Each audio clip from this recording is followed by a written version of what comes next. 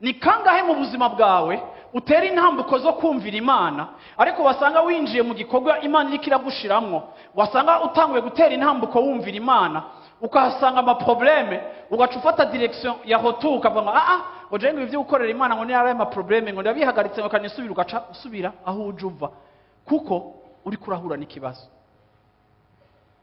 Ariko ndakunda aba bantu kuko umviriza ikintu gikomeye.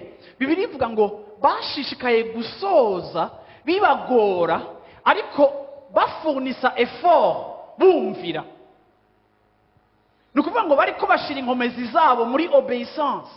Nukuvuga ngo bariko barakora igishoboka cyose kugira ngo bakore ico Imana yavuganye nabo. Bariko bafata direction Imana yabarungitsemo. Umuyaga niwo washobora kubatuma basubira inyuma, ariko bariko barashishikara ko insista bakurikiza ico Yesu yavuganye n'ubuzima bwabo.